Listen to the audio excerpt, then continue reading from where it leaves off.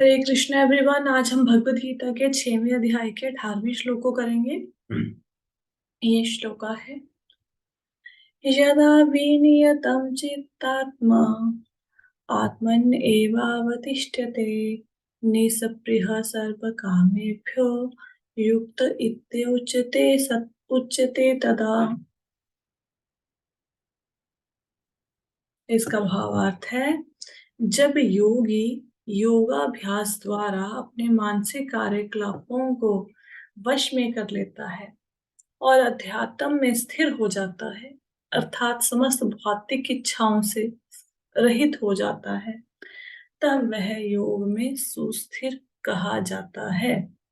अब इससे पहले श्लोक में भगवान ने क्या बताया था? इससे पहले श्लोक में भगवान ने बताया है कि जो योगी अपने मन को स्थिर करके, अपने मन को, इंद्रियों को वश में करके मुझ में ध्यान लगाता है, वो मुझे प्राप्त कर लेगा। अब ऐसी अवस्था कब आएगी? योगी की ऐसी अवस्था कब आएगी, उसके विषय में यहाँ पे बात की गई है।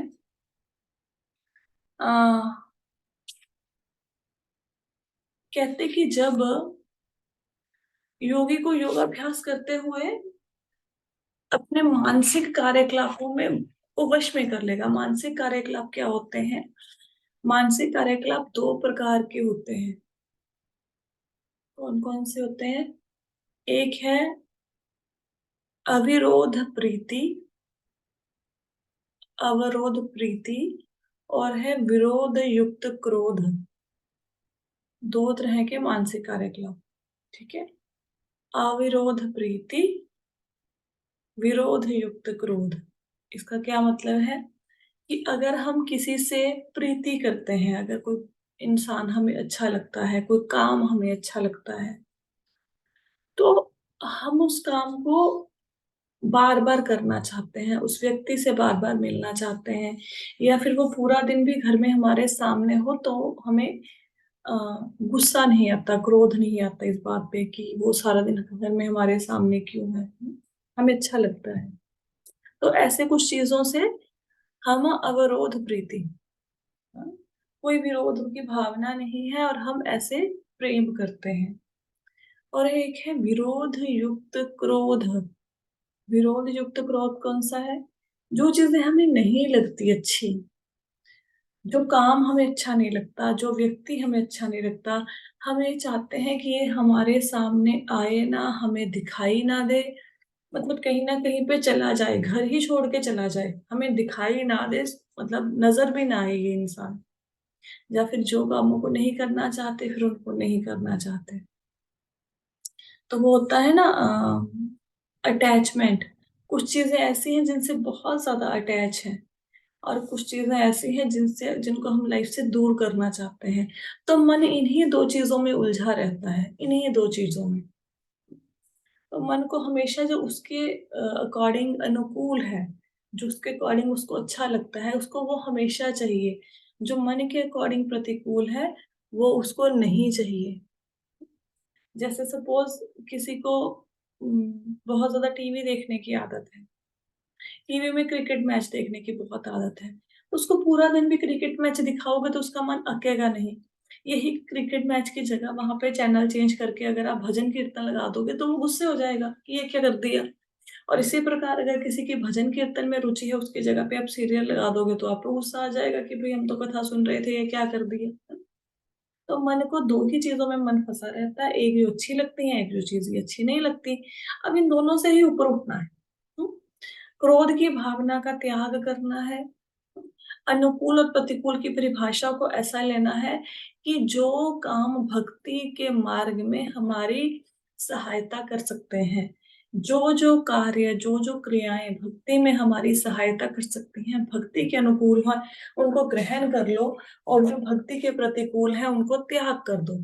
जैसे अगर आपको लगता है कि सुबह लेट उठने से मेरी भक्ति के मार्ग में बाधा आती है, तो सुबह लेट उठना बंद कर दो। अगर आपको ऐसा लगता है कि मेरे को बहुत ज्यादा फोन पे गॉसिप हो जाती है, उसके कारण मेरी माला नहीं हो पाती, तो फोन पे गॉसिप करना बंद कर दो। अगर आपको लगता है मंदिर में जाने से मेरे मन को शांति मिलती है, मैं भगवान के साथ कनेक्ट कर पा रही हूँ, तो उसको पकड़ लो, फिर मंदिर जाना शुरू करो। तो कृष्ण भक्ति के लिए जो-जो फेवरेबल सिचुएशंस हैं, जिसमें आपकी भक्ति बढ़ बढ़ सकती है, उन-उन चीज़ों को ग्रहण कर लो, जिस-जिस चीज़ से आपकी भक्ति खत्म हो सकती है, उस चीज़ को उनसे पीछे हो जाओ, ठीक है? तात्पर्य पढ़ते हैं, तात्पर्य श्रील प्रभुपाद के द्वारा, श्रील प्रभुपाद की जय। साधारण मनुष्य की तुलना में योगी के कार्यों में यह विशेषता होती है कि वह समस्त भौतिक इच्छाओं से मुक्त रहता है, जिनमें मैथुन प्रमुख है। और एक साधारण मनुष्य और योगी में क्या फ़र्क है? दोनों में ये फ़र्क है कि साधारण मनुष्य के मन में बहुत सारी इच्छाएँ हैं और योगी के मन में इच्छा नहीं है कोई। साधारण मनुष्य के मन में जो इच्छाएँ हैं, उनमें से प्रबल इच्छा जो है वो मैथुन सुख की है, ठीक है? सेक्सुअल प्लेज़र की है, ये योगी के मन में नहीं होता। एक पूर्ण योगी अपने मानसिक कार्यों में इतना अनुशासित होता है कि उसे कोई भी इच्छा विचलित नहीं कर सकती। तो जो पूर्ण योगी की बात हो रही है यहाँ पे, तथाकथित सो कॉल्ड योगीज़ की बात नहीं हो रही, जो पूर्ण रूप से योगी है, उसको कोई भी संसार की वस्तु भक्ति के मार्ग से हटा नहीं सकती। उसका मन हमेशा ध्यान में लगा हुआ है, लगा रहेगा। चाहे सुंदर स्त्री आ जाए, चाहे उसके आगे रुपया पैसा आ जाए, चाहे उसके आगे खाने-पीने का सामान आ जाए, उसका मन भक्ति से विचलित नहीं होगा अपने ध्यान से। यह सिद्ध अवस्था कृष्ण भावना भावित व्यक्तियों द्वारा स्वतः प्राप्त हो जाती है, जैसे कि श्रीमद् भागवतम में कहा गया है। तो जो कृष्णा कॉन्शियसनेस में होते हैं लोग, उनको यह अवस्था जो योगी को इस योग के मार्ग पर चल के मिलती है। जैसे यम, नियम, आसन, प्राणायाम ये सारे उपाय करेगा तब जाके ऐसी अवस्था प्राप्त होगी। लेकिन जो भगवान के भक्त हैं उनको ये अवस्था भगवान की भक्ति करते-करते अपने आप ही प्राप्त हो जाती है। यहाँ पे महाराज अम्बरीश के चरित्र का वर्णन किया गया है। महाराज अम्बरीश के चरित्र भागवतम में से एक श्लोका लिया गया है जिसमें बताया गया महाराज अम्बरीश ने अपनी इंद्रियों को कैसे कंट्रोल किया हुआ था। आपको याद आ जाएगा, मैंने एक कथा सुनाई थी कि एक बार महाराज अम्बरीश थे, भगवान के बहुत भक्त थे और दुर्वासा मुनि आए और दुर्वासा मुनि ने को उनके ऊपर क्रोध आया और उनको मारने के लिए उन्होंने एक राक्षसी उत्पन्न कर दी। फिर भगवान के सुदर्शन चक्र ने उनकी सहायता की थी। आई होप सो कि सबको स्टोरी याद है। अगर नहीं याद तो मुझे बता सकते हैं, I can repeat the story. तो ये श्लोका लिया गया है। श्लोका क्या है? राजा अम्बरीश ने सर्वप्रथम अपने मन को भगवान के चरण कमलों पर स्थिर कर दिया, फिर क्रमशः अपनी वाणी को कृष्ण के गुणानुवाद में लगाया। सबसे पहले मन में भगवान कृष्ण के प्रति प्रेम उत्पन्न किया, मन को भगवान के चरणों में लगाया। अब वाणी को कुछ ना कुछ बोलने के लिए चाहिए हमेशा। हम कितनी किसी की बुराइयाँ, अच्छाइयाँ करते हैं ना, कितनी सारी फालतू की बातें बोलते हैं। तो महाराज अम्बरीश ने अपनी वाणी को किसमें लगाया? भगवान के गुणानुवाद में, भगवान के गुणों का वर्णन करने में, भगवान की लीलाओं का वर्णन करने में लगा। हाथों को भगवान के मंदिर को स्वच्छ करने में। हाथों से हम क्या करेंगे? देखो, आप ना हमेशा एक बात याद रखना, हम हमेशा सेवा कर रहे हैं। तो अगर हम भगवान की सेवा नहीं करेंगे तो हम माया की सेवा करेंगे। हमारा ये जो गुण है ना सेवा करने का, इसको हम छोड़ नहीं सकते। सेवा तो करनी ही पड़ेगी। जैसे कोई स्कूल में जा रहा है, तो बच्चों की सेवा कर रहा है, कोई फैक्ट्री में जा रहा है तो वर्कर को काम दे रहा है ना, उनके परिवार के भरण-पोषण में हेल्प कर रहा है, उनकी सेवा कर रहा है ना? तो कोई घर का काम कर रहा है तो घर वालों की सेवा कर रहा है। तो इंद्रियां तो काम करेंगी। अगर आप इंद्रियों को भगवान की सेवा में नहीं लगाओगे तो वो संसार की सेवा करेंगी। भी काम तो उनको करना है ना, कोई ना कोई इंसान वेला तो बैठ नहीं सकता। तो या तो भगवान की सेवा कर लो या संसार की सेवा कर लो, मतलब माया की सेवा कर लो। सेवा ये जरूर करनी पड़ेगी। सेवा हमारा अम, आत्मा का गुण है, मतलब हमारा गुण है ये सेवा करना। हम सेवा करने को त्याग नहीं सकते। हाँ, तो बेटर है माया की सेवा करने की बजाय भगवान की सेवा कर लो। तो हाथों को कहाँ पे लगाया? भगवान के मंदिर को साफ रखने में लगाया महाराज अम्बरीश ने। कानों को भगवान के कार्यकलापों को सुनने में। तो कानों से क्या सुन रहे हैं? सदैव कृष्ण कथा सुन रहे हैं। आंखों को भगवान के दिव्य स्वरूप का दर्शन करने की। तो आँखों से हम लोग कितनी सारी चीज़ें देखते हैं, भौतिक वस्तुएँ संसार की, और आँखों से जब हम कोई चीज़ देखते हैं तो मन में उसको लेने की कामना उत्पन्न हो जाती है। कोई सुंदर स्त्री को देख लो, पुरुष को देख लो, खाने-पीने की कोई वस्तु देख लो, अच्छी पहनने की वस्तु देख लो, तो आँखों से स्टार्ट होती है ना। पहले देखेंगे फिर मन में एक प्रबल इच्छा उत्पन्न हो जाती है ये चीज़ मुझे मिले। तो महाराज अम्बरीश ने क्या किया, आँखों से क्या किया, भगवान का दर्शन करते थे। शरीर के अन्य भक्तों के शरीर का स्पर्श करने में, शरीर को अन्य भक्तों के शरीरों का स्पर्श करने में। तो शरीर से क्या करते थे, अन्य भक्तों का आलिंगन करते थे, अन्य भक्तों के शरीर को स्पर्श करते थे अपने शरीर से। घ्राण इंद्रियों को भगवान पर चढ़ाए गए कमल पुष्प की सुगंध सूंघने में। अब देखो हमारे जो नासिका है उससे क्या करेंगे, या तो परफ्यूम की स्मेल ले लो किसी की, अच्छी कोई खुशबू ले लो, या भगवान के चरणों में तुलसी के पत्र चढ़ाए हुए हैं ना, भगवान के चरणों में कमल चढ़ाए हुए हैं, फूल चढ़ाए हुए हैं, उसकी खुशबू लो नाक से। जीभ को भगवान के चरण कमलों में चढ़ाए गए तुलसी पत्रों का स्वाद लेने में। अब हमारे अम्बरीश जीभ से क्या कर रहे हैं, भगवान के चरणों में तुलसी का पत्ता चढ़ाया हुआ है, उसका आस्वादन कर रहे हैं। पाँवों को तीर्थ यात्रा करने और भगवान के मंदिर तक जाने में। पैरों से क्या कर रहे हैं, तीर्थ यात्रा कर रहे हैं और भगवान के मंदिर तक चल के जाते हैं। सर को भगवान को प्रणाम करने, सर को क्या करते हैं, भगवान के आगे झुकाते हैं, भगवान के आगे नतमस्तक होते हैं, तथा अपनी इच्छाओं को भगवान की इच्छा पूरी करने में लगा दिया। भगवान की इच्छा क्या है, भगवान की इच्छा ये है कि तुम मेरे बच्चे हो, मेरे धाम में वापिस आओ मेरी भक्ति करके, और लोगों को भी भक्ति के मार्ग पर चलाओ। तो ये सारे कार्य अम्बरीश महाराज कर रहे हैं। ये सारे दिव्य कार्य शुद्ध भक्त के सर्वथा रूप हैं, तो शुद्ध भक्त को इस प्रकार से काम करना चाहिए। अब आप ये देखो, जब दुर्वासा मुनि ने महाराज अम्बरीश के ऊपर क्रोधित हुए, दुर्वासा मुनि, तो भगवान को अम्बरीश महाराज कितने ज्यादा प्रिय हैं कि जो दुर्वासा मुनि है वो क्या है, तपस्वी है, वो ब्राह्मण है। तो भगवान को एक ब्राह्मण जो तपस्वी, जिनको ब्राह्मण के सारे कार्य भी पता है, वो ज्यादा प्रिय होना चाहिए, या अम्बरीश मुनि ज्यादा प्रिय होने चाहिए। अम्बरीश महाराज जो कि एक गृहस्थी है, जो कि एक राजा है, उनको अपने घर गृहस्थी के या राज्य के कामकाज भी देखने पड़ते हैं, बाकी चीजें।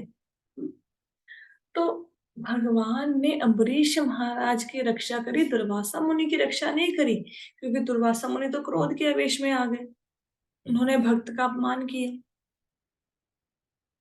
तो इसका मतलब क्या है कि जो गृहस्थी है, जो गृहस्थी गृहस्थ जीवन में रहकर भगवान को स्मरण करे, भगवान को हमेशा याद रखे, वो भगवान को अत्यधिक प्रिय है। भगवान को गृहस्थी लोग बहुत प्रिय हैं। हम्म? तो क्योंकि गृहस्थी के ऊपर बहुत सारी जिम्मेवारियां हैं, फिर भी वो समय निकाल के जैसे भी करके भगवान की भक्ति करेंगे, बाकी रिस्पॉन्सिबिलिटीज को निभाने के साथ साथ। तो हम भी भगवान के ऐसे प्रिय बन सकते हैं, जैसे अम्बरीश महाराज थे, हम भी प्रिय बन सकते हैं। कैसे, उसके लिए सरल साधन क्या है, भक्ति। प्रभुपाद जी कहते हैं कि Krishna consciousness is so simple, sometime we skip it, sometime it's so simple to follow, but sometime we skip it. हम लोग इसको ना, कृष्णा कॉन्शियसनेस इतनी ज्यादा इजी है, इतनी ज्यादा सरल है कि कभी कभी हमसे ये छूट जाती है। सबसे सरल है। अब दुनिया में देखो, पैसा कमाना हो कितनी मेहनत करनी पड़ेगी। कोई कारोबार शुरू करोगे, कोई नौकरी करोगे तो धन कमाओगे, पहले कारोबार शुरू करोगे तो पैसा खर्च करोगे, फिर पता नहीं रिटर्न आनी है भी नहीं आनी। हाउसवाइफ को ले लो, छोटा सा काम है झाड़ू लगाना, छोटा सा काम है खाना बनाना, कितनी मेहनत है भाई। मेहनत करते हैं फिर ही तो कोई रिजल्ट आएगा, फिर ही तो खाना बनेगा, 2 घंटे किचन में स्पेंड करेंगे। लेकिन भगवान की भक्ति देखो कितनी सरल है। सिर्फ खड़े बैठे, उठते बैठते सिर्फ मन से भगवान के नाम का उच्चारण करना है। कोई पैसा नहीं खर्च करना, कोई शारीरिक श्रम नहीं करना, कोई अलग से टाइम भी ऐसा नहीं है कि देना है। तो अगर हमसे ये भी नहीं हो पा रहा, देखो इतना इजी मार्ग है, फिर भी लोग इस पे नहीं चलते हैं। It's so simple. और इतना करने मात्र से हम भगवान के प्रिय हो जाएंगे, हमारे सारे काम बन जाएंगे, और हमें किसी प्रकार का डर नहीं रहेगा, और मृत्यु के बाद भगवान को प्राप्त कर लेंगे। इतना सा काम करना है, हम वो ही नहीं कर पा रहे हैं। हम मन को इतना ट्रेन ही नहीं कर पा रहे हैं कि मन ये सारे काम कर ले। निर्विशेषवादियों के लिए यह दिव्य व्यवस्था अविनिर्वचनीय हो सकती है, किंतु कृष्ण भावना भावित के लिए यह अत्यंत सुगम एवं व्यवहारिक है, जैसा कि महाराज अम्बरीश की ऊपर वर्णित जीवनचर्या से स्पष्ट हो जाता है। तो यहाँ पे क्या कहते हैं, निर्विशेषवादी। निर्विशेषवादी मतलब कौन? जो भगवान के निराकार स्वरूप में ध्यान करते हैं, उनके लिए भगवान का कोई आकार नहीं है। जैसे हम लोग कहते हैं भगवान कृष्ण का आकार है, वो उनको आकार रहित साकार नहीं मानते, निराकार मानते हैं। तो निराकार जो लोग भगवान के निराकार स्वरूप को मानते हैं, उनके लिए जो हम लोगों ने ऊपर लिखी विधि बताई है वो फॉलो करनी थोड़ी मुश्किल है। जो प्रभुपाद जी ने लिखा है ना भागवतम से श्लोका लेके, तो ये मुश्किल है। क्यों? क्योंकि उनके लिए भगवान का कोई है ही नहीं, शरीर ही नहीं है। अब शरीर ही नहीं है तो सेवा किसकी करेंगे? सेवा तो शरीर है उसकी करते हैं। अब लड्डू गोपाल जी हैं, दिख रहे हैं, फॉर्म उनकी एक फॉर्म है, तभी तो उनकी सेवा करते हैं, नहलाते धुलाते हैं, कपड़े पहनाते हैं, भोजन करवाते हैं। अब अगर मैं भगवान को निराकार मान लूं तो फिर तो सेवा कहीं पे आई नहीं ना। तो उनके लिए ये जो ऊपर लिखा है वो शायद फॉलो ना कर पाए, लेकिन जो भगवान को साकार रूप में भगवान की भक्ति करते हैं उनके लिए इजी है। जब निरंतर स्मरण के द्वारा भगवान के चरण कमलों में मन को स्थिर कर नहीं कर लिया जाता, तब तक ऐसे दिव्य कार्य व्यवहारिक नहीं बन पाते। इसका मतलब क्या है? जब तक निरंतर स्मरण द्वारा भगवान के चरण कमलों में मन को स्थिर नहीं कर लिया जाता, तब तक ऐसे दिव्य कार्य व्यवहारिक नहीं बन पाते। इस लाइन का अर्थ ये है कि जैसे हम अपने आप को, एक पिता अपने आप को पिता मानता है कि मैं फादर हूँ, ठीक है। अब फादर है तो फिर जब फादर है तो उसको घर गृहस्थी चलानी है, उसके लिए पैसा कमाना है, सुबह उठता है, नहाता धोता है, ब्रेकफास्ट करता है, काम पे जाता है। अब जो एक टीचर है उसको पता है भाई मैं टीचर हूँ, मुझे बच्चों को पढ़ाना है, तो टीचर है। अब जो जब ये माना कि मैं टीचर हूँ, तभी तो सुबह उठे, घर का काम किया, स्कूल गए, बच्चों को पढ़ाया, तभी किया ना, क्योंकि ये माना कि मैं टीचर हूँ। ऐसे ही जो गृहस्थी है, अगर गृहस्थी ने ये माना कि मैं इन बच्चों की माता हूँ, अब मेरा काम क्या है? इन बच्चों का पालन पोषण करना। अब जब ये माना कि मैं इन बच्चों की माता हूँ, तभी तो सुबह उठे, तभी तो खाना बनाया, तभी तो बच्चों को नाश्ता पानी दिया, क्योंकि मन में ये विश्वास किया मैं बच्चों की माता हूँ, है ना। अब व्यवहारिक का मतलब ये है कि जब तक हम ये मानेंगे ही नहीं कि हम भगवान कृष्ण के दास हैं, है ना, हम भगवान के अंश हैं, तब तक ये सारी चीजें ना मतलब व्यवहारिक नहीं बन पाएंगी। व्यवहारिक नहीं बन पाएंगी मतलब कि हमें ऐसा नहीं लगेगा कि हमें भगवान के लिए, भगवान की प्राप्ति के लिए, भगवान की प्रसन्नता के लिए काम करना चाहिए। छोटी सी बात है लेकिन समझने वाली बात है कि मैं किसी काम को इसलिए करता हूँ या करती हूँ क्योंकि मैं मानता हूँ कि मैं वो हूँ। मैं बच्चों का पिता हूँ, मैं बच्चों की माता हूँ, मैं माता हूँ इसलिए मेरा काम है, मेरा धर्म है सुबह सबके उठने से पहले उठना। मेरा काम है कि घर की सफाई करना, बच्चों के लिए नाश्ता बनाना, बच्चों को रेडी करना है, बच्चों को स्कूल भेजना है। क्यों? क्योंकि अपने आप को माता माना है, इसलिए वो काम कर पा रहे हैं। लेकिन हम ये बात कहना कि हम भगवान के अंश हैं, भगवान हमारे पिता हैं, हम भगवान के दास हैं, भगवान हमारे मालिक हैं, ये सिर्फ एक कहना और इसको एक मानना, इन दोनों में बहुत बड़ा फर्क है। अपने आप को आत्मा कहना और अपने आप को आत्मा मानना, इन दोनों में बहुत बड़ा फर्क है। तो व्यवहारिक तो तब बन पाएगा जब आप इस चीज को मानोगे कि हम भगवान के दास हैं। जब दास हैं तो उनकी प्रसन्नता के लिए काम करेंगे ना। अब कोई फैक्ट्री में कोई एक व्यक्ति है, काम करता है, तो मालिक की प्रसन्नता के लिए करता है ना। ऐसा तो नहीं है कि फैक्ट्री का नौकर है, एक फैक्ट्री में काम करता है और पूरा दिन किसी दूसरी फैक्ट्री में जाके बैठा रहे और मालिक उसको सैलरी दे देगा, ऐसा तो नहीं होगा। तो जिस फैक्ट्री में, अच्छा सपोज एक स्कूल है, आप एक स्कूल में टीचर हो, सपोज एपीसी कोई स्कूल का नाम है, आप उस पर टीचर हो। अब आप स्कूल में जाते हो, तो वहां पे जाके कोई काम नहीं करते, सुबह से शाम तक वेले बैठ के आ जाते हो, तो सैलरी मिलेगी? आपको रखेंगे स्कूल में? नहीं रखेंगे। या फिर आप एक स्कूल के टीचर हो, एबीसी स्कूल के, वहाँ पे जाके आप उन बच्चों को पढ़ाने की बजाय आप वहाँ पे जाके अटेंडेंस लगाते हो और X Y school Z school में, किसी अन्य स्कूल में जाके बच्चों को पढ़ा के आ जाते हो। तो एबीसी स्कूल आपको सैलरी देगा? नहीं देगा। अब हम लोगों की प्रॉब्लम ये है, हम पढ़ रहे हैं बहुत देर से कि हम भगवान के दास हैं, हमें भगवान के धाम में जाना है, ये हमारा अल्टीमेट गोल है, यही जिंदगी का लक्ष्य है, लेकिन मानना नहीं शुरू किया। जब हम मान लेंगे कि भगवान के दास है, फिर पता है ना भगवान के दास हैं, तो फिर काम किसकी प्रसन्नता के लिए करेंगे? भगवान की प्रसन्नता के लिए। लेकिन हम सिर्फ बोलते हैं, मानते नहीं है। मानना पड़ेगा। और जिस दिन मान लेंगे भगवान के दास है, उस दिन इंद्रियां अपने आप भी भगवान की सेवा के लिए लग जाएंगी। पत्नी मानती है कि मैं पत्नी हूँ, इसलिए वो पति की सेवा कर पाती है। अगर माने ही ना, फिर कैसे सेवा होगी? तो ये इस लाइन का मतलब है कि तब तक ऐसे दिव्य कार्य व्यवहारिक नहीं बन पाते। हाँ? तो भगवान के चरण कमलों में मन को लगाओगे, मानोगे भगवान के दास है, तभी ऐसे कार्य करोगे महाराज अम्बरीश जैसे, नहीं तो नहीं कर पाओगे। अतः भगवान की भक्ति में इन विहित कार्यों को अर्चन कहते हैं, जिसका अर्थ है समस्त इंद्रियों को भगवान की सेवा में लगाना। अब इंद्रियां आंख कान नाक मुंह, आंख कान नाक त्वचा, है ना? इससे होते हैं ना रूप रस स्वाद स्पर्श गंध, ये विषय उत्पन्न होते हैं। तो आप ये देखो, अम्बरीश महाराज ने सारी इंद्रियों को भगवान की सेवा में लगा लिया। तो ये आप भी कर सकते हैं। ऐसा नहीं कि हम लोग ये नहीं कर सकते हैं, प्रॉब्लम ये हम करना चाहते नहीं है। जिस दिन मन में प्रबल इच्छा आ जाएगी, उस दिन हम कर पाएंगे। इंद्रियों तथा मन को कुछ ना कुछ कार्य चाहिए। कोरा निग्रह व्यवहारिक नहीं है। जो हमारी इंद्रियां हैं, जो हमारा मन है, उसको कोई ना कोई काम चाहिए। कोरा निग्रह, निग्रह मतलब निग्रह मतलब कंट्रोल। ठीक है? कोरा मतलब सिर्फ इंद्रियों को कंट्रोल करो, कंट्रोल करो। This is not possible. अब आप सोचो, मैंने इंद्रियों को कंट्रोल करना है, बाहरी जगत को देखूंगा नहीं, आंख को कंट्रोल करना है, तो क्या करूंगा? आंखों को बंद करके बैठा रहूंगा, कभी नहीं आंखें खोलूंगा। ना आंखें खुलेंगी, ना बाहरी चीजें देखेंगी दिखेंगी, ना मेरा ध्यान इनमें जाएगा। अरे भैया, नहाने धोने तो जाओगे, तो आंखें बंद करके तो नहाने धोने नहीं जा सकते। कम से कम खाना तो बनाओगे, तो आंखें बंद करके तो खाना बना नहीं सकते।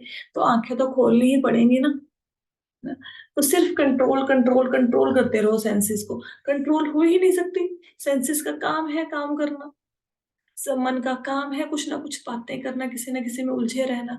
कैसे कंट्रोल कर लोगे? नहीं हो पाएगा मन कंट्रोल। बेटर ये है, भगवान की सेवा में लगा दो, अपने आप ही कंट्रोल हो जाएगा। अतः सामान्य लोगों के लिए, विशेषकर जो संन्यास आश्रम में नहीं है, ऊपर वर्णित इंद्रियों तथा मन के दिव्य कार्य ही दिव्य सफलता के सही विधि हैं, जिसे भगवत गीता में युक्त कहा गया है।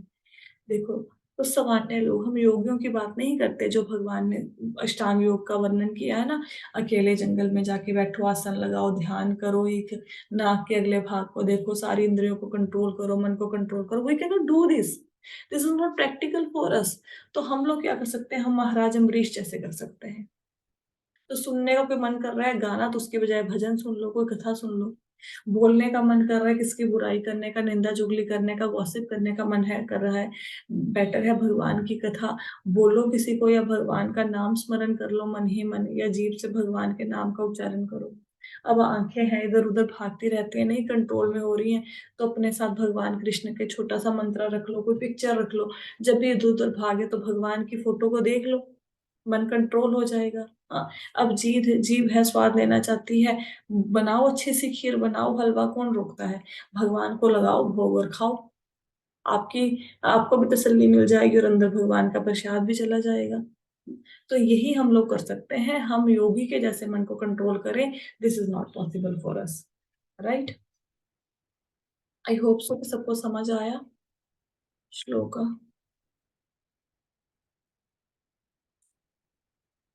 अच्छा, कल एक क्वेश्चन आया था। क्वेश्चन ये है कि भाई, कोई सुबह जल्दी उठते हैं, सुबह जल्दी उठने के बाद वो भी 4 4 बजे जाते हैं। अब प्रॉब्लम क्या है, उठने के बाद घर के काम काजों में इतना ज्यादा बिजी हो गए कि फिर करते करते 5:30 6 बज जाते हैं।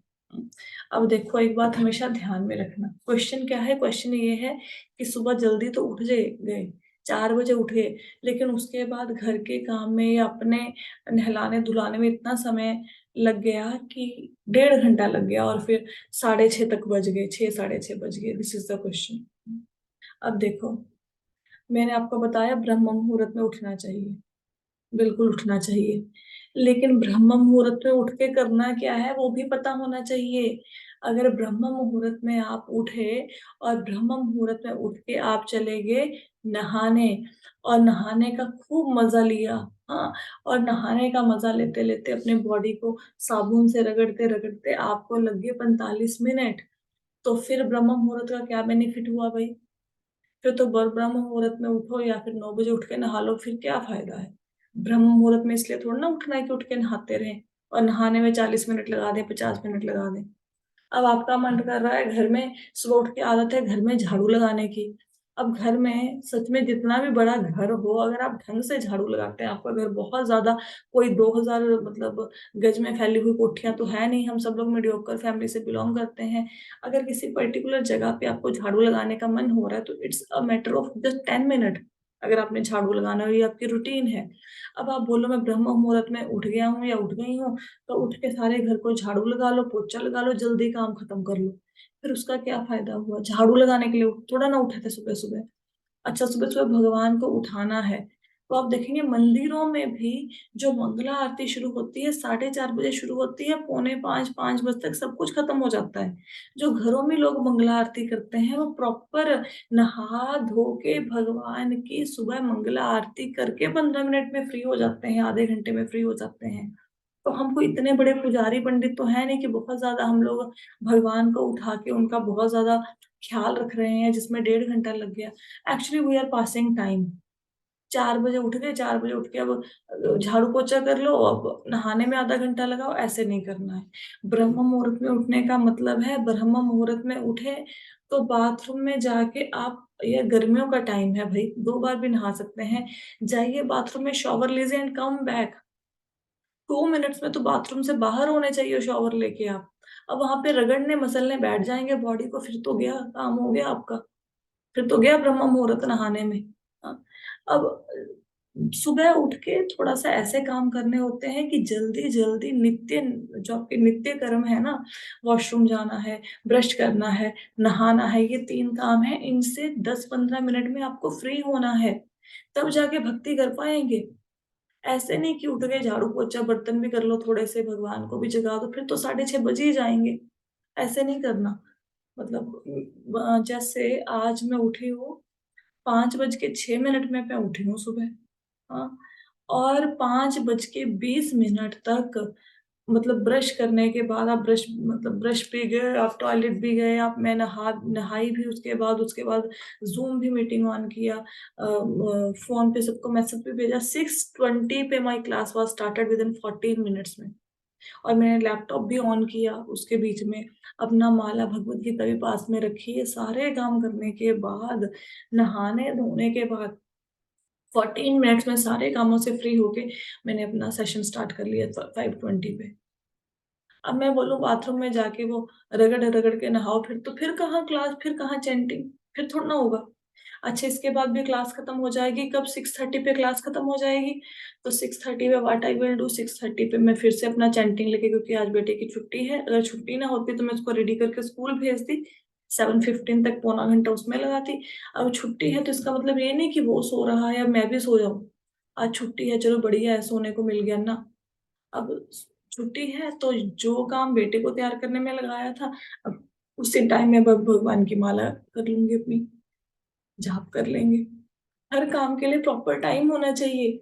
मतलब मैं सुबह योगा भी करती हूँ, मतलब इतना, देखो ऐसा नहीं है मेरा शेड्यूल कि घर के भी मुझे सारे काम करने होते हैं, अपने ऑटिज्म के सेशंस भी लेने होते हैं, भागवतम भगवत गीता की क्लास भी लगानी होती है, बच्चे को पढ़ाना भी होता है, ब्रेकफास्ट लंच डिनर भी बनाना होता है, घर में डस्टिंग भी करनी होती है, अभी कपड़े करना, मतलब कपड़े धोना, ये सारे काम मुझे भी करने होते हैं। लेकिन अब टाइम कैसे बचता है? क्योंकि मैं ना टाइम को वेस्ट नहीं करती। अब जैसे अगर मैंने सपोज योगा करना है, तो मुझे पता होता है कि मेरे को, मतलब जैसे 7:15 बजे बेटा गया, तो 7:15 से लेके मैंने 7:15 बजे तक चैंटिंग करनी है। अब चैंटिंग कर ली, या फिर 8 बजे तक चैंटिंग होगी, सपोज अगर सुबह मैं जल्दी उठ गई हूँ, खत्म होगी, तो मुझे पता होता है कि भाई 8 से लेके 8:20 तक मैंने योगा करना है, 20 मिनट्स। तो इसका मतलब ये नहीं होता कि फिर 8 के 8:30 हो गए हैं तो चल रहा है, योगा करने में मज़ा आ रहा है। ना, फिर 8:20 मतलब 8:20 उठ जाओ फिर वहाँ से। अब घर का काम करके अगर मैंने मतलब घर का काम करना शुरू किया 8:30 पे, तो by all means I have to be free by 10:30 maximum. उसमें कपड़े भी धोने हैं, बर्तन भी साफ करने हैं, उसमें सब्जी भी बनानी है, आटा भी गूँदना, वो सब काम करके फ्री होना है, तो ऐसे आपको टाइम की कैलकुलेशन करनी पड़ेगी जैसे एक वर्किंग वूमेन करती है। अब जो ये श्री जी हैं, जो वेपी जी हैं, स्कूल जाते हैं, तो अगर ये बोलें कोई बात नहीं जी, बैठे हैं, 9 बजे स्कूल लगता है, बैठे कोई बात नहीं, पौने 9 बजे सोचेंगे घर में क्या बनाना है, ऐसा नहीं। आपकी ज़िंदगी में हर पल ऐसा होना चाहिए जैसे जॉब पे जाने का एक टाइम है। अब बिज़नेसमैन है, बिज़नेसमैन सोचे कोई बात नहीं अपने घर का ही काम है, आराम से चले जाएँगे, 10 बजे चले जाएँगे, 11 बजे, 12 बजे चले जाएँगे। क्यों चले जाएँगे भई? आपकी दुकानदारी है, आपकी अपनी दुकान है, आप टाइम पे क्यों नहीं जाएँगे? अगर बिज़नेसमैन टाइम पे अपने बिज़नेस में नहीं जाएगा, वर्कर उस अनुशासन का पालन ही नहीं कर पाएँगे। आप जा रहे हो बिज़नेस में 12 बजे, वर्कर आके बैठे आप पे 8 बजे काम कर रहे हैं, क्या कंट्रोल है वर्कर्स के ऊपर? कोई कंट्रोल नहीं है। हमारी दुकानदारी है, मेरी दुकान का शटर मैं खोलूँगा, मेरी दुकान की जो लॉक है वो कोई मज़दूर आके नहीं खोलेगा। I am responsible, I will open my business place, ऐसे होना चाहिए। और फिर क्या करोगे? अब नहीं तो बंदा सोचे अपना घर का बिज़नेस है, आराम से सोए रहो, 10 बजे तक मंजे पे पड़े रहो, नहीं। अपना ब्रेकफ़ास्ट करो टाइम पे, जो बंदा टाइम पे अपने बिज़नेस को टाइम देता है या टाइम पे अपने काम पे जाता है, तो बिज़नेस भी फलित होता है। कोई काम नहीं है ना वहाँ पे जाके कुछ मत करो। आप गए फैक्ट्री में, आपको पता है मेरी फैक्ट्री का टाइम 9 बजे का है, पौने 9 बजे जाके फैक्ट्री खोलो। अब आपको पता है पहले 1 घंटे में मैंने कुछ नहीं करना, सब लोग आके अपने काम पे लग जाएँगे या कुछ भी। बैठो अपने केबिन में स्टार्ट चैंटिंग। जिस फैक्ट्री में, जिस बिज़नेस प्लेस पे जहाँ पे भगवान के नाम का इतना कीर्तन होगा, कैसे वो बिज़नेस नहीं चलेगा? जहाँ पे 1 घंटा डेली चैंटिंग होगी, 2 घंटा डेली चैंटिंग होगी, उस स्थान की तो वाइब्रेशन चेंज हो जाती है। अब वो फैक्ट्री थोड़ा ना रही, वो बिज़नेस थोड़ा ना रहा, वो तो आपका तीर्थ स्थान बन गया। यहाँ पे 2 घंटे भगवान का भजन हो, वो तो तीर्थ स्थान है। अब कैसे बिज़नेस नहीं चलेगा? बट कमिटमेंट होनी चाहिए, कमिटमेंट। ऐसा नहीं कि आज छुट्टी है, चलो आज भ बेटे ने स्कूल नहीं जाना, आज बच्चों को स्कूल नहीं भेजना, आज क्या करेंगे? पहले उठते थे 5 बजे, आज उठेंगे 8 बजे। क्यों? आज बच्चों को छुट्टी है। क्यों भाई? क्यों उठेंगे 8 बजे? वही रूटीन फ़ॉलो करो अपनी। उठो जिस रूटीन पे उठते हो, बल्कि ये सोचो कि बच्चों को जब स्कूल भेजना होता था, मेरी माला 11 बजे पूरी होती थी, आज बच्चे स्कूल नहीं जा रहे, मैं 8 बजे बच्चों को तैयार ही नहीं करना, 8 बजे तक अपनी माला खत्म करो। और फिर बच्चों के लिए टाइम निकालो कि आज बच्चे घर पे हैं। ऐसा नहीं कि बच्चों को टीवी लगा के देख दिया, बच्चे टीवी देख रहे हैं, अपने काम में मस्त हो। आज बच्चे घर पे हैं, उनके साथ टाइम स्पेंड करो। उनको कोई कृष्णा स्टोरी सुनाओ, उनको कोई अच्छी एक्टिविटी कराओ, उनके साथ खेलो, इन्वॉल्व हो, उनकी बातें सुनो। हुँ? भक्ति की उनको अच्छी कोई मॉरल स्टोरी सुनाओ। उनका जो काम नहीं पूरा हुआ, होमवर्क पूरा कराओ। तो ऐसा नहीं बच्चा भी सो रहा है 11 बजे तक, बेटा तू भी सो जा, छुट्टी है, मैं भी सो रहा हूँ। ऐसे नहीं होता। Routine is routine. मतलब फिर आंधी आए, तूफान आए, बारिश आए, जो मर्जी, जब करना है वो करना है ना? और जैसे आप होंगे ना, आपके बच्चे भी वैसे ही बनेंगे। अगर आप एक्सरसाइज नहीं कर रहे, आप अपनी बॉडी के लिए कोई कसरत नहीं कर रहे, कोई सैर नहीं कर रहे, how can you expect my child can follow this? किताबी कीड़ा बना के हम बच्चे को बिठा देंगे और उसके स्वास्थ्य पर इम्पैक्ट पड़ जाएगा। Get up early in the morning, do some kind of exercise, walk. क्योंकि आप एक्सरसाइज तो करते नहीं है, वॉक तो करते नहीं है, और फिर पूरा दिन के लिए एनर्जी कैसे आएगा? प्रॉब्लम्स को अट्रैक्ट कर लोगे जिंदगी में। शरीर स्वस्थ नहीं है, कहाँ से भक्ति करोगे? घर के काम भी करने, फैक्ट्री के भी, जॉब भी करनी है। Do something for your body. 15-20 minute लगते हैं, पूरे बॉडी की एक्सरसाइज हो जाती है 20 मिनट में। मतलब if you want to learn some time, I can take one yoga class for all of you, ठीक है? And it's very simple, very easy. Do yoga every day 10 minutes at least, है ना? और जैसे मैं हूँ, ऐसे मैंने व्योम की लाइफ को बनाया हुआ है। उसके पास सुबह टाइम नहीं होता, बट 8 टू 8 o'clock शाम को 8 बजे से लेके साढ़े 8 बजे तक आधे घंटे के लिए रिगरस एक्सरसाइजेस करता है, और बिल्कुल मतलब जिमिंग, प्रॉपर एक्सरसाइज। मतलब सांस फूल जाता है उसका, मतलब इतना वर्कआउट करते करते करते। बट करना है तो करना है फिर उसने। जैसा मैं हूँ ऐसा ही बच्चों को बना लिया। अब मैं भी पड़ी हूँ मंजे पे, बच्चों को भी लिटा लो मंजे पे कि बेटा तू भी सो जा, मैं भी सो रही हूँ। ऐसा जीवन नहीं देते बच्चों को। अच्छा जीवन दो। अब श्लोका चैंट करना है तो करना है व्योम ने। ऑप्शन नहीं है। खेलने को नहीं मिलेगा, श्लोका नहीं करोगे तो बैठे रहो घर पे, फिर नहीं जाना खेलने। चैंट करेगा तो जाएगा, फिर खेल लेगा। तो थोड़ी सी ट्रेनिंग तो आपको देनी पड़ेगी, खुद को भी ट्रेन करो, बच्चों को भी, and do something for your health. Okay. अच्छा, जैसे में टाइम निकल गया, 2 मिनट्स बचे हैं। Anybody is having any question? Hare Krishna माता जी, मेरा एक क्वेश्चन था। जस्ट 1 मिनट, हाँ जी बताइए। माता जी, जैसे मैं आपने बोला था ना एक नियम बनाओ, है ना? हम्म। तो मैंने वैसे ही सोचा था कि मैं भी जैसे गीता का एक श्लोक जैसे कि करूँ स्टार्ट हम्म, पढ़ना। हम्म। तो फिर मैं ये सोच रही थी जैसे रात को सोने से पहले बच्चों के साथ मैं पढूं। मैं जैसे कि अब मैं तो उतना अच्छे से नहीं समझा पाऊंगी, या मुझे नहीं पता, वो छोटे बच्चे हैं, वो इतना अरे समझ भी भगवत गीता पाएंगे। का श्लोका नहीं कराना आपकी एज के बच्चों को, वो कर लेंगे, उनको कृष्णा स्टोरी सुनाओ। स्टार्ट विद सम वो तो मैं स्टोरी सुनती हूँ बुक्स। बीच बीच में। वो तो एक्चुअली मैं देखो, बीच बीच में हर बच्चे सुनती का ना, हर बच्चे का अपना टेस्ट होता है। हर बच्चा श्लोका चैंट करे ये जरूरी नहीं है। आप उनको छोटे छोटे मंत्र सिखा सकते हो, ओम नमो भगवते वासुदेवाय, है ना, हरे कृष्णा महामंत्रा। आप उनके ये साथ तो रात। सिखाया हुआ मैंने। हाँ, तो श्लोका अगर कर रहे हैं बच्चे ठीक है, क्योंकि उनको उनके तात्पर्य समझ नहीं आएंगे। हाँ, श्लोका याद करवा सकते हैं। उसके लिए भी मतलब अगर उनको नहीं आ रहा, पहले आपको श्लोक आना चाहिए। पहले तो बस बच्चों को श्लोक याद कराना है, पहले तो आपको कंठस्थ होना चाहिए, फिर बच्चों को करा पाओगे। आपका उच्चारण सही नहीं है तो बच्चों को फिर सही करा नहीं पाओगे, है ना। तो श्लोक पहले खुद से लर्न करो, फिर डेली 25% श्लोका बच्चों को सुनाओ। धर्म क्षेत्र कुरुक्षेत्र, बस इतना ही। 2-3 दिन धर्म क्षेत्र कुरुक्षेत्र चलाओ, फिर नेक्स्ट लाइन पे आओ समवेता युत्सव। ऐसे 25-25% करके कराओ। छोटे बच्चे हैं, इतनी जल्दी एक बार कैच कर ले जल्दी भी सीख लेंगे। थोड़े थोड़े से स्टार्ट वैसे करो। मतलब मैंने देखा है कि जैसे ना थोड़ा जल्दी कैच कर लेते हैं, मतलब मस्ती में आ जाए तो नहीं। जैसे मैंने वो तमेव माता वाला सिखाया था बच्चों के ना, साथ वो बच्चा तमेव बन के माता। आप उनको सिखा सकते हो, बच्चों के साथ एज ए हाँ जी। टीचर नहीं सिखा सकते, आपको बच्चा बनना पड़ेगा।